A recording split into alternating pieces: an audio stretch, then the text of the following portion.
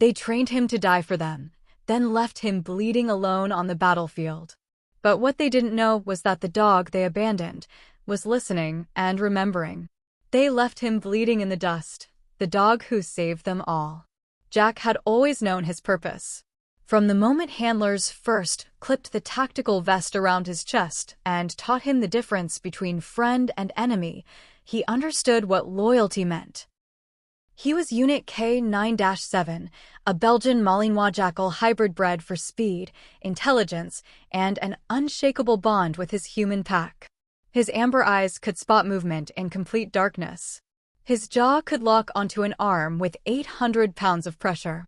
But more than any physical trait, Jack possessed something the trainers called combat devotion, an instinct so deep it overrode even survival itself. That devotion was why he now lay dying in the sand. The raid had gone wrong from the start. Intelligence reported 6 hostiles in the compound. There were 17.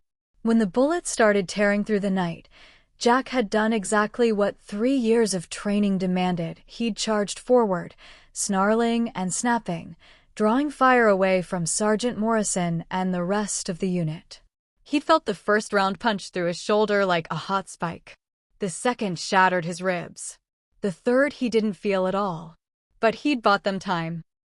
Precious seconds for Morrison to drag Private Chin to cover. Enough chaos for the unit to regroup and return fire. Fall back. Fall back. The command crackled through radio static and human shouting. Jack tried to follow. His legs wouldn't cooperate. He managed to crawl 3 feet before his strength gave out, leaving a dark smear in the dust behind him. Through the ringing in his ears, he heard Morrison's voice, closer than the others. K9-7, hold position. Stay. Stay. The command Jack had obeyed 10,000 times in training. The foundation of everything. So even as his packmates retreated, even as the gunfire grew distant and the compound fell silent except for groaning metal and crackling flames, Jack stayed. He waited. His blood pooled beneath him, turning the sand into dark mud. Every breath sent glass shards of pain through his chest. But Morrison had given an order, and Jack was a good dog. Good dogs followed commands. Good dogs protected their pack. Good dogs didn't abandon their post. Minutes became hours. Or perhaps seconds became eternities. Pain had a way of distorting time. The stars overhead blurred and sharpened in rhythm with his fading heartbeat. Jack whined softly, a sound he hadn't made since puppyhood, a plea directed at the empty darkness. He'd never been alone on a mission before. There had always been Morrison's steady hand on his collar, or Corporal Lee's whispered praise after a successful track, or even just the familiar weight of human presence beside him. Now there was nothing. No approaching footsteps. No rescue helicopter's distant thrum. No voices calling his name. Understanding came slowly, the way cold seeps into bones. They weren't coming back. The retreat hadn't been temporary. Morrison's final command hadn't been about holding a position. It had been about leaving him behind. The humans he'd bled for, the pack he'd charged into bullets to protect, had abandoned him. Asset 2 damaged. Mission priorities shifted. Acceptable losses. Jack's training had prepared him for many things. How to track through water. How to detect explosives. How to bite and hold until commanded otherwise. But nothing in those 3 years had prepared him for this, the hollow ache of betrayal that hurt worse than any bullet wound. His heartbeat slowed. Lube-dub. Lube-dub. Lube-dub.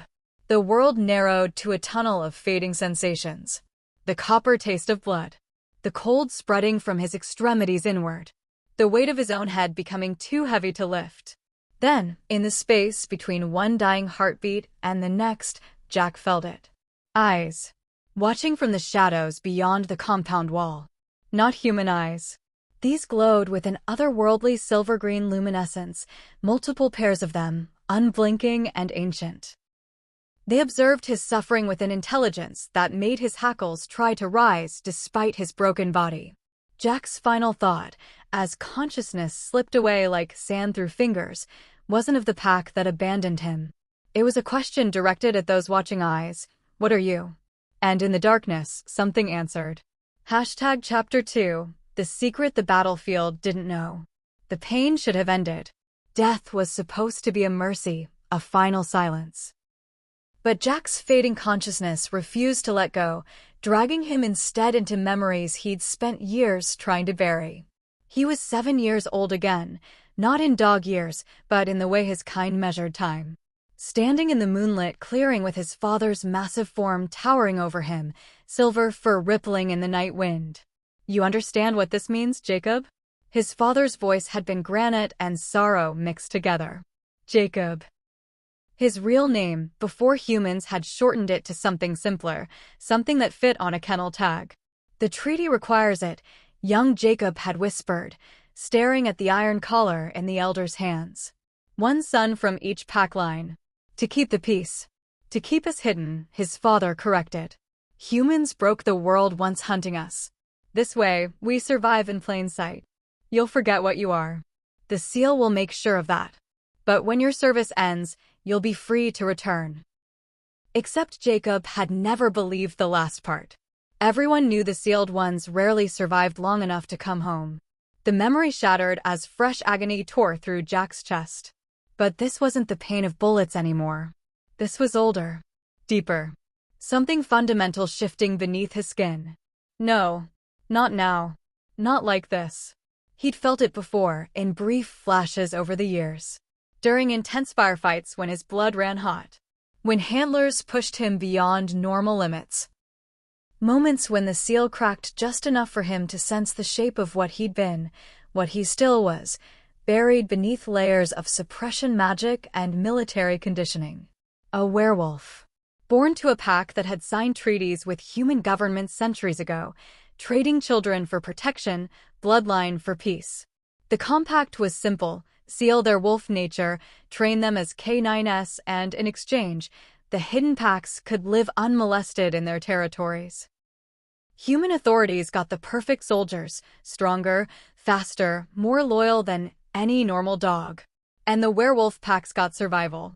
But the seal was breaking. Jack could feel it fracturing with each labored breath.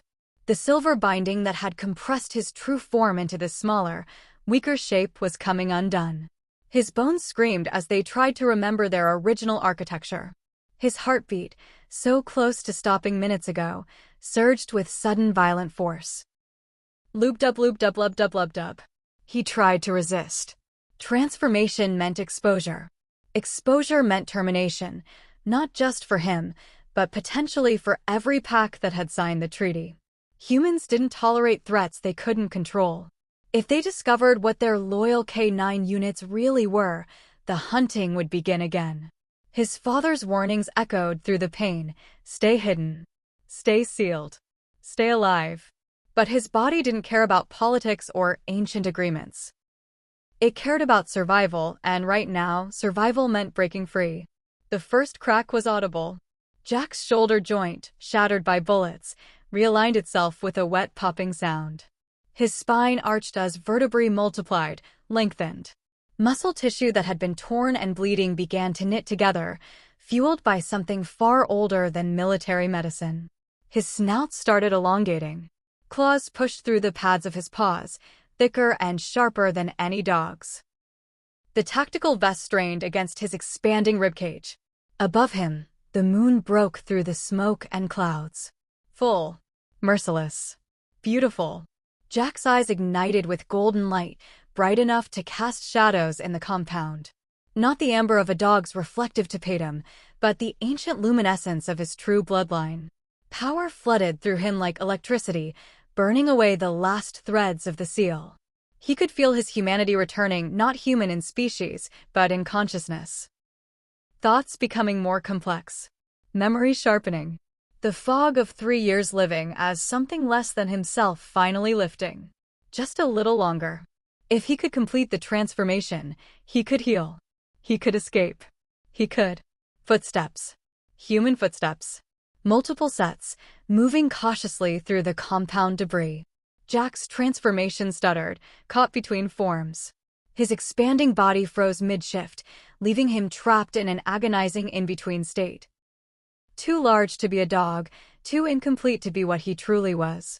The footsteps grew closer. And Jack realized with crystalline clarity, whoever found him now would see exactly what he was trying to hide. The footsteps belonged to ghosts. Or at least, that's what the evacuation orders had tried to make them. We shouldn't be here. The voice was male, young, trembling slightly. Command said the area is not secure. Command left a living creature to bleed out. The second voice was female, steady despite the edge of anger. That's not something I can ignore. Jack's half-transformed body tensed, every instinct screaming danger. Through vision that flickered between canine and something more, he watched 3 figures emerge from the smoke. Civilian clothes, not military uniforms. Red crosses on their vests catching the moonlight. Medics. The woman led them, dark hair pulled back, med kit slung over her shoulder. She stopped 3 feet away, and Jack saw her face go pale. Jesus. What did they do to you? Her companions hung back, but she took another step forward. Then another. Jack tried to growl a warning, stay away, don't look too closely, don't see what I'm becoming, but what emerged from his throat was a wet, broken sound that could have been animal or human or something caught between. The woman, her name tag read Lena Santos, RN, lowered herself to her knees in the blood-soaked sand. Her hands shook. Jack could smell her fear, sharp and acrid, layered with something else. Old fear. Deep fear. Lena. The male medic's voice cracked. That's a military working dog. They're trained to. He's dying, Marcus. Lena's jaw was set, though her hands still trembled as she reached for her kit. And I didn't become a nurse to decide who deserves help based on what species they are. Jack watched those shaking hands move closer. Every muscle in his partially shifted body coiled to strike if needed. He was dangerous like this, caught between forms, instinct warring with consciousness. But something in her scent stopped him. Beneath the fear, there was determination. Beneath that, something softer. Grief. I had a dog once, Lena whispered, as if reading his thoughts. Her fingers hovered inches from his matted fur. German Shepherd. He was my best friend when I was 7. Then one day he just snapped. Bit my face. 17 stitches. She touched her left cheek, where Jack could now see the faint white line of an old scar. I've been terrified of dogs ever since. Couldn't be in the same room as one without my heart racing. Her hand finally made contact with his shoulder, right where the bullet had shattered bone. Jack flinched, but she didn't pull away. You're not dying today, Lena said, meeting his golden eyes without flinching. Not if I have anything to say about it. Something happened then that Jack didn't understand. The moment her skin touched his, the violent surge of transformation stuttered, then eased. The bones that had been cracking themselves into new configurations settled. The burning in his blood cooled to a manageable simmer. The seal wasn't repairing itself. He could still feel it broken beneath the surface, but her presence somehow stabilized the chaos. Lena, we need to move. The third medic, a woman with graying hair, kept glancing at the perimeter. If there are hostiles, then we work fast. Lena was already cutting away the shredded tactical vest, her fear replaced by professional focus. Marcus, I need gauze and saline. Claire, see if you can establish an 4-line. His veins are, God, they're huge. What kind of dog is this? Belgian Malinois mix, I think, Marcus offered, crouching reluctantly to help. They use them for special operations. They left him to die. Lena's voice went hard as she packed the shoulder wound. What kind of operation does that? Through the compound came the sound of approaching vehicles. Heavy engines. Military. Shit. Claire looked up sharply. That's the extraction team. Lena, we have to go. Now. A soldier's voice boomed across the ruins. Civilians. Identify yourselves. Marcus and Claire were already backing away, but Lena stayed kneeling beside Jack, one hand still pressed to his side. The soldier approached young, armed, visor reflecting moonlight. Ma'am, you need to evacuate immediately. That's military property. This is a living being with a bullet in his chest. It's AK-9, ma'am. We'll handle disposal. Disposal? Lena's voice could have cut steel. She shifted her body between Jack and the soldier, and Jack felt something in his chest twist that had nothing to do with bullets or transformations. You're talking about disposal like he's equipment. He bled, protecting your unit. Ma'am, I have orders. I don't care about your orders. Lena stood, still shielding Jack's broken body with her own. I'm taking him. You can shoot me if you want, but I'm not leaving him to die like garbage in the desert. The soldier hesitated. Behind his visor, Jack could sense confusion, maybe even shame. He's just a dog. Lena's response was quiet, absolute. No, he's family. The standoff lasted an eternity compressed into seconds. Then the soldier's radio crackled with new orders, and he stepped aside with obvious relief. Get him out of here. Fast. That night, as Lena and her team loaded Jack into their medical transport, his transformation finally settled. Not reversed, the seal remained broken but stable. Controlled. And for the first time in 3 years, Jack felt something he'd thought was lost forever. Hope.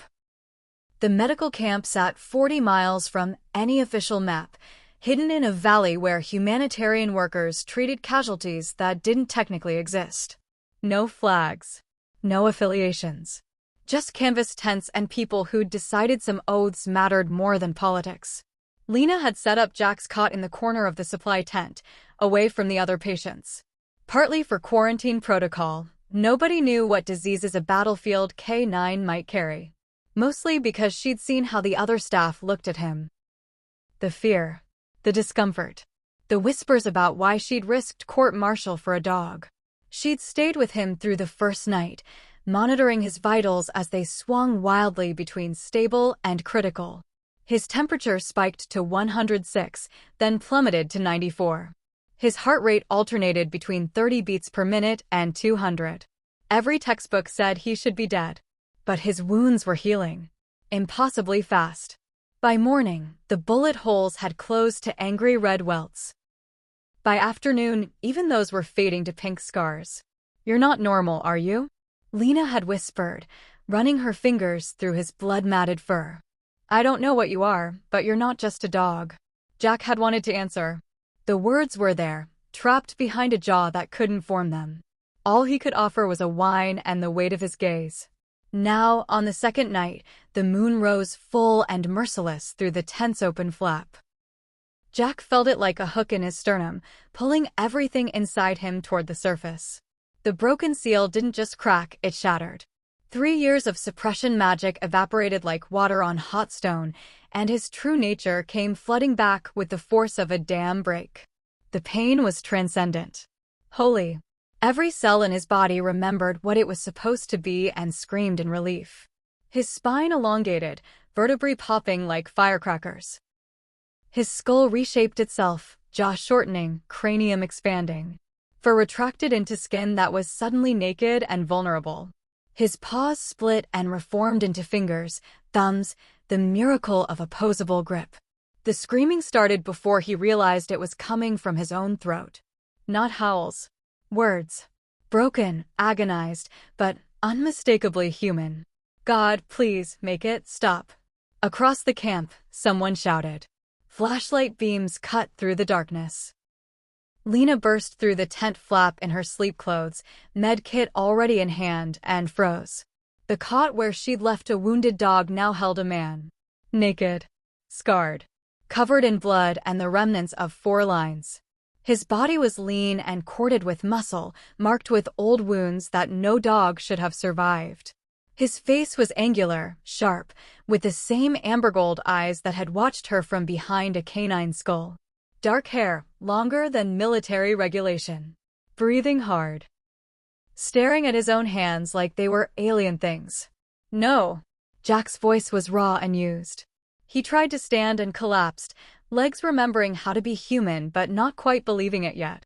No, you can't, I didn't mean. More footsteps outside. Marcus's voice. Lena? What's wrong? Jack's eyes met hers, wild with panic. She could see him calculating angles, exits. Preparing to run despite legs that wouldn't support him. Preparing to disappear into the night and never be found, because that's what his kind did when the secret got out. Lena. Her name sounded strange in his throat, like he was testing the shape of human speech. Please. You have to let me go. If they find out what I am. Lena. Marcus was right outside the tent. Time crystallized. Lena saw the future branching. She could scream, bring help, let the world discover what she'd found. She could report him. Study him. He'd become a specimen, a military asset, a thing to be used. Or she could choose something else entirely. Get under the blanket, she hissed. Now. Jack stared at her, incomprehension warring with hope. Now. He moved, awkward in his new old body, pulling the wool blanket up to his chin just as Marcus pushed through the tent flap. Everything okay? I heard screaming. Lena positioned herself between Marcus and the cot, heart hammering so hard she was certain he could hear it. Bad dream. Mine, not his. The dog's stable. Marcus's flashlight beam swept the tent. Lena held her breath, praying he wouldn't notice the distinctly human shape under the blanket, the absence of fur, the fingers gripping the fabric's edge. You sure? That didn't sound like. I'm sure. Her voice came out steadier than she felt. Just tired. Seeing things that aren't there. I'll be fine. Marcus lingered, unconvinced, but exhaustion won over curiosity. Okay, but get some actual sleep. You're no good to anyone dead on your feet. The moment his footsteps faded, Lena turned back to the cot. Jack had pushed himself up to sitting, blanket pulled around his waist. In the lantern light, she could see him clearly now. Not a monster. Not a beast. Just a man who'd been forced to be something else for so long he'd forgotten his own face. Why? His voice cracked. Why didn't you? Because 2 nights ago, you were dying and you didn't bite me. Lena moved closer, slowly, like approaching a spooked animal. Except he wasn't an animal. Maybe he never had been. Because you looked at me with those same eyes, and I saw someone, not something. Because. She stopped an arm's length away. Because I think you've been screaming for help for a very long time, and nobody was listening. Jack's hands were shaking. His whole body was shaking. You don't understand. My kind, we're not supposed to exist.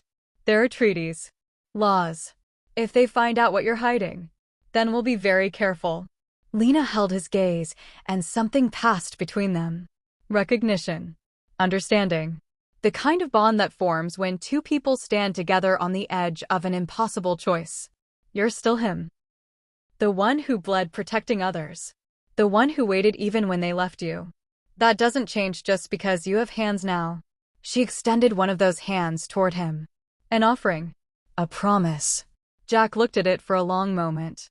Then, with fingers that still remembered being paws, he reached back.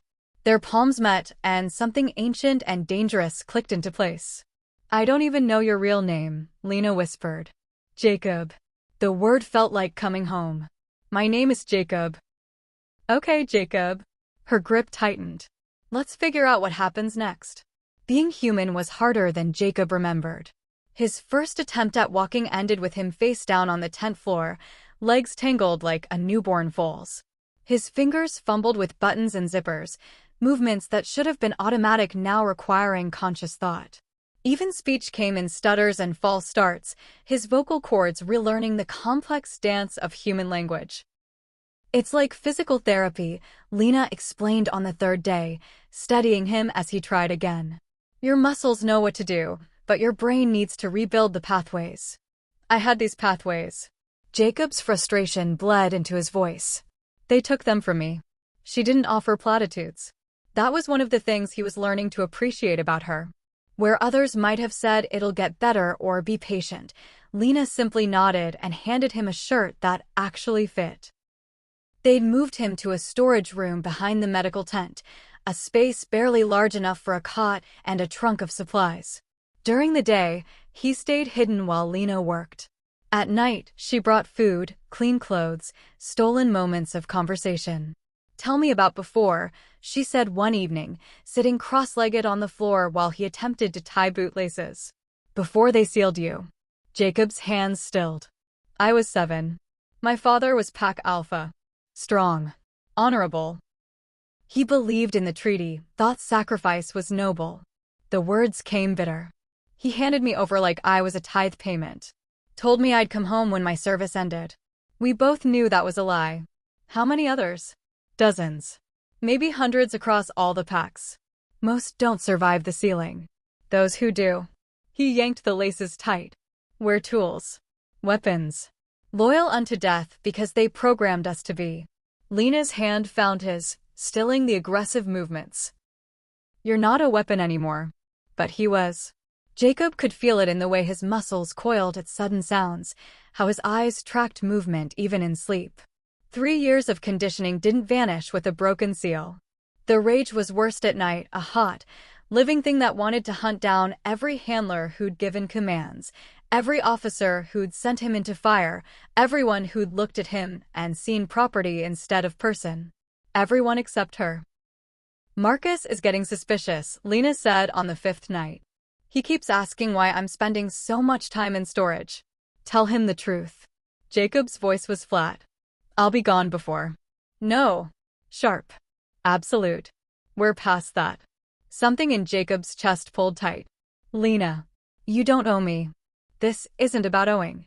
She moved closer, close enough that he could smell the antiseptic soap she used, the coffee on her breath, the indefinable scent that was purely her. Do you want to leave? The honest answer terrified him. No. Then stop trying to. The silence stretched between them, heavy with things neither could name. It was Lena who broke it, pulling a tablet from her bag. I need to show you something. I've been digging through military databases, don't ask how I got access, and I found your deployment records. Jacob leaned closer, their shoulders touching.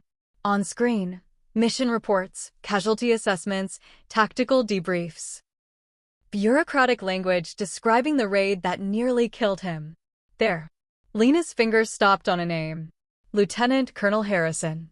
He ordered your unit into that compound knowing the intelligence was bad. 17 hostiles instead of 6. Then he personally gave the evacuation order. Jacob's jaw clenched. Standard protocol. Minimize losses. Except it wasn't. She pulled up another document. Harrison has a pattern. 7 missions in the past 2 years where K9 units were deliberately exposed and abandoned. Each time, the dog's handlers requested investigation. Each time, the requests disappeared. The screen showed photos. K9s, different breeds, different units. All abandoned. All dead. Except him. He's selling something, Lena continued. I can't prove it yet, but the pattern's there. He sends dogs into bad situations, they don't come back, and somehow his funding increases. There's money moving through shell companies. He knew. Jacob's voice came out wrong, too deep, touching Wolf. He knew what we were. Lena looked at him sharply. What do you mean? The treaty. The packs provide K9s, human governments provide protection. But some humans know the truth. What if Harrison discovered it? What if he's not just killing dogs, he's eliminating witnesses? Or worse, trying to harvest what makes us different? The implications hung between them like smoke. We need evidence, Lena said finally. Real evidence. Then we take him down properly, through channels. Channels. Jacob stood, pacing the small space with predatory grace. He murdered dozens. He left me to bleed out. And you want me to file a complaint? I want you to be better than him. Lena rose too, blocking his path. I want you to choose who you are, not let him define it. He already defined it. Jacob's hands were shaking. I'm a weapon that survived. Maybe I should act like one. Jacob. She gripped his arms, forcing him to meet her eyes. If you go after him with fangs and claws, you prove every fear humans have about your kind. You start a war. Is that what you want? The rage in him howled for blood. For justice sharp and red. But under Lena's gaze, something else stirred. Something that remembered his father's words. We survive by being better than our nature demands. I don't know what I want, he admitted, voice raw. Except. He shouldn't finish that sentence. Couldn't. The gulf between them was too wide. Species, history, the simple fact that she'd saved a dog and found a monster. But Lena was looking at him like she understood anyway. Like maybe she felt it too, this impossible pull neither could name. Except, she whispered. Jacob lifted one hand slowly, giving her every chance to pull away. His fingers brushed her cheek, tracing the scar her childhood dog had left. She didn't flinch. Except to be someone worthy of how you look at me. Lena's breath caught. The distance between them evaporated to inches, then less. Her hand covered his, keeping it against her face. Jacob. Outside, a sound. Footsteps. But not human footsteps. Too light. Too careful. Jacob's head snapped toward the door, every sense suddenly screaming danger. His eyes flashed gold. What is it? Lena whispered. They're here. His voice carried certainty and dread. My kind. They've found me. Through the canvas walls, Jacob heard it. A howl, distant but unmistakable. Not a dog's howl. A wolf's. A summons. The pack was calling him home. And they weren't alone. They came in the hour before dawn, when the world hung suspended between night and morning. Not as wolves, but as men and women who moved with the fluid grace of predators pretending to be prey. Jacob knew them before he saw them. Their scent carried on the wind, earth, and pine, and the metallic tang of old blood. Pack scent. Family. Stay inside, he told Lena, already moving toward the door. Like hell. She grabbed the pistol she'd started keeping in her med kit. If they're here for you, they are. But not the way you think. The lead wolf waited outside the medical tent, flanked by 4 others. He was tall, silver-haired despite appearing only 40, with eyes that held centuries. Jacob recognized him immediately from childhood memories. Aldrich, High Alpha of the Northern Territories, keeper of treaties, enforcer of pack law. His father's executioner. Jacob Thornwood. Aldrich's voice carried the weight of judgment. The dead have a way of complicating things. Jacob stepped fully into view, aware of Lena behind him, of the camp stirring awake, of how fragile this moment was. I didn't choose to survive. No. You chose to break your seal. Aldrich's gaze moved past Jacob to Lena. And to expose our secret to humans. Both are capital offenses. She saved my life. She has seen what we are. The wolves behind Aldrich shifted, muscles coiling. That cannot be allowed. Lena moved to Jacob's side, pistol lowered but ready. I'm right here. If you have something to say about me, say it to my face. One of the younger wolves, a woman with dark hair and hunter's eyes, bared teeth. Brave. Stupid. Human. Enough, Kara. Aldrich's attention never left Jacob. You understand what you are, boy? What blood runs in your veins? My father was Pack Alpha. I know my lineage. Your father was more than that. Aldrich stepped closer, moonlight catching the silver in his hair. Victor Thornwood was king. The last of the royal bloodline that ruled all packs before the Great Treaty. When he signed the compact, he agreed to end his line, to send his only heir into service, and let the old ways die with him. Jacob's world tilted. He said I was part of the tithe. One among many. He lied. Aldrich's expression held something that might have been pity. There was only ever you. The treaty's cornerstone demanded the extinction of the royal bloodline. Your father gave you up to save thousands of our kind from human genocide. And then he walked into the sunlight with silver in his heart rather than live with what he'd done. The words hit like physical blows. His father hadn't just sent him away. He'd sentenced him to death. Chosen the survival of the many over the life of his son. So I should have died on that battlefield. Jacob's voice came hollow. Should have bled out like a good sacrifice. Yes. Aldrich's honesty was brutal. Your survival threatens everything. Already the old families whisper. If the royal bloodline lives, if you can break your seal and walk as both man and wolf, others will follow. The treaty will shatter. And when it does, humans will hunt us to extinction. Then let me disappear. I'll go somewhere remote. Never contact another pack. It's too late. Aldrich gestured to Lena. She knows. And where one human knows, others will follow. The secret spreads like infection. There's only one way to contain this. Understanding crashed over Jacob like ice water. No. The human must be erased. Aldrich's tone carried terrible finality. And you must return to service, sealed again. Properly this time. These are the High Council's terms. You mean killed? Lena's voice was steady despite the tremor in her hands. You're going to kill me. We're going to preserve our species. Kara moved forward, claws extending. One human life against thousands of ours.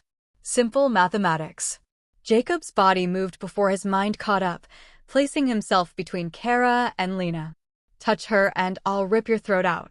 Aldrich sighed. This is why the royal line had to end. Too much heart. Too much honor. Your father had it too. He raised his hand, and the other wolves spread out, surrounding them. Stand aside, Jacob. Don't make this harder. I won't let you hurt her. Then you choose extinction. Aldrich's eyes flashed amber. You choose war. Behind Jacob, Lena's voice. Do it. He turned, confused. What? Transform. Her eyes held his, fierce and certain. Show them what you are. Show everyone. Lena, if I do that. The secret's already broken.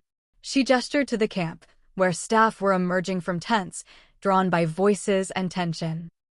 Marcus stood in the medical tent entrance, phone in hand, recording. They're already seeing this. So show them the truth. All of it. Aldrich's expression darkened. Foolish human. You've just killed your entire species' chance at ignorance. Maybe ignorance is the problem.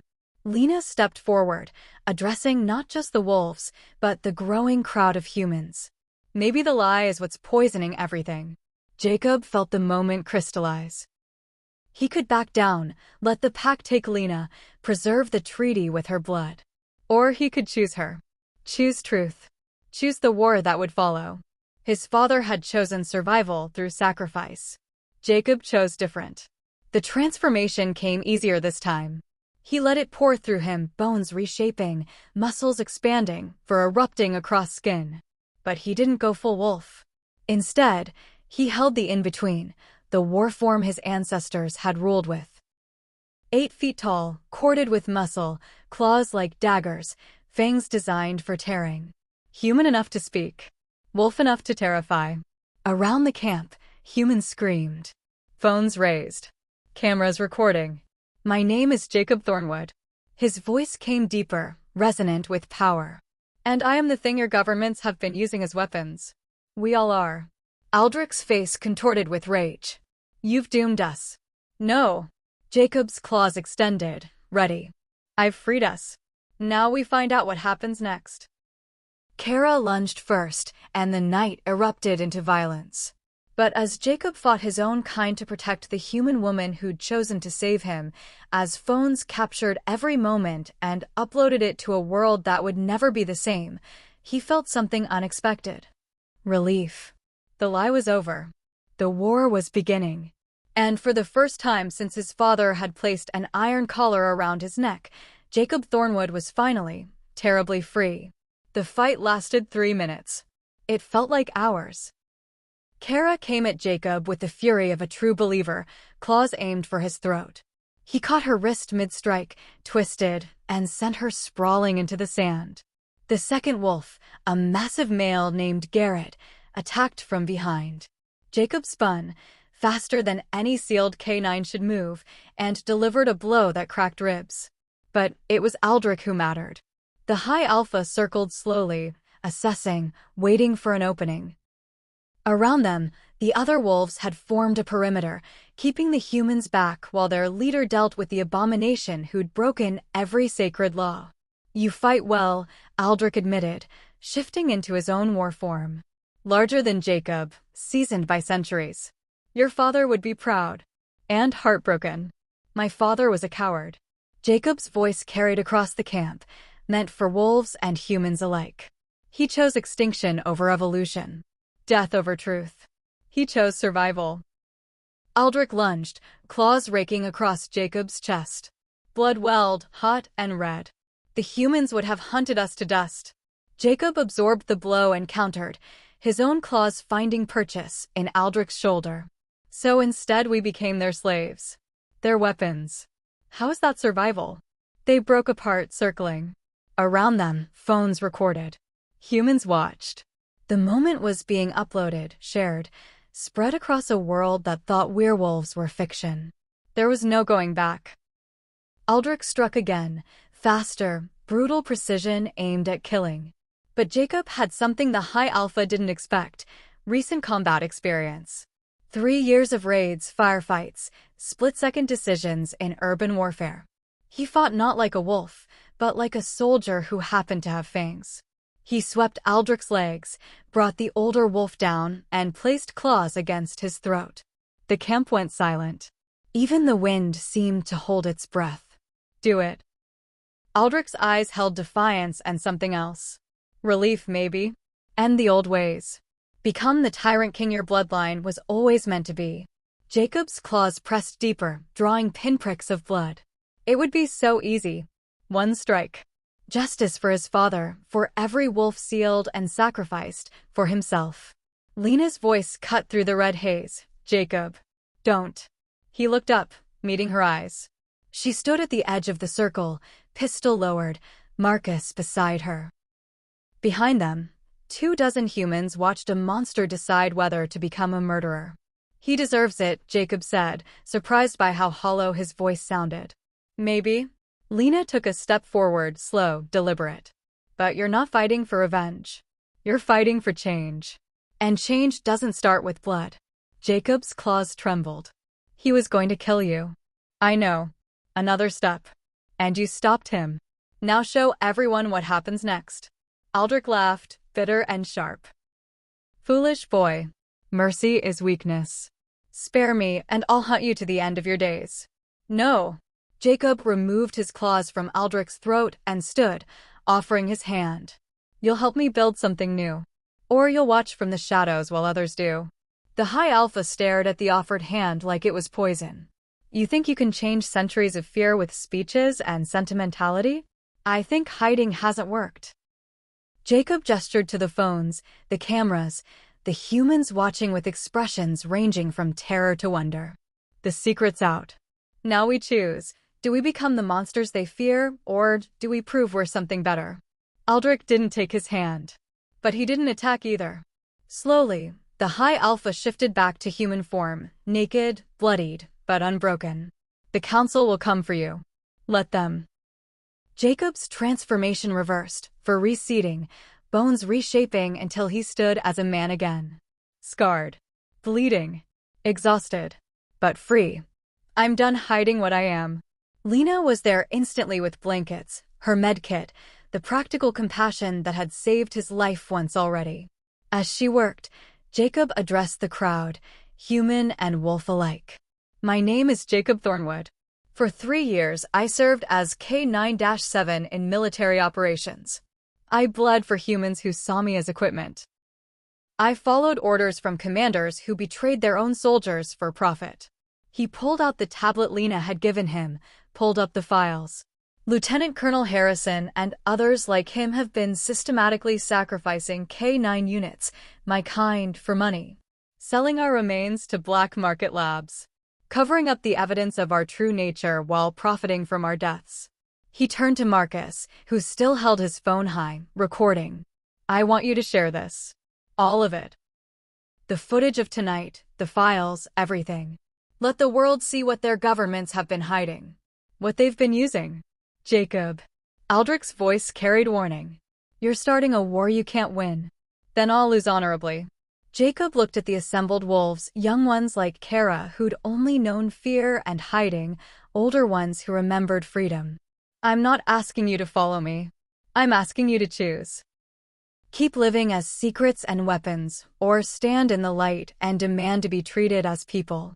Kara spoke first, her voice uncertain. If we reveal ourselves, some humans will fear us.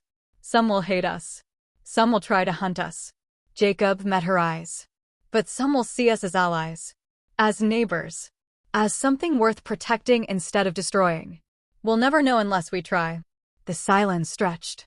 Then, slowly, Kara shifted back to human form. Then Garrett. One by one, the wolves chose vulnerability over power, truth over secrecy. Aldrich watched his wolves abandon the old ways and shook his head.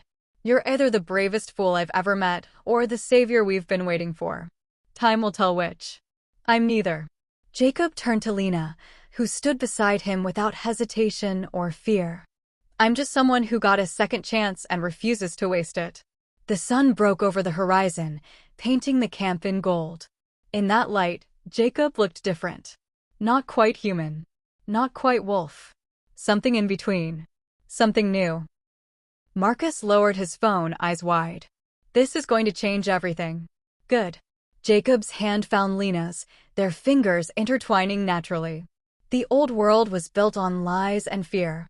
Maybe the new one can be better. Lena squeezed his hand, her smile small but real. Together. Together. As the camp stirred to life around them, as the footage began spreading across networks and social media, as the world woke to the truth that monsters were real and some of them were heroes, Jacob Thornwood stood tall. They had left him bleeding in the dust, a dog whose loyalty meant nothing. They had sealed his nature and stolen his name.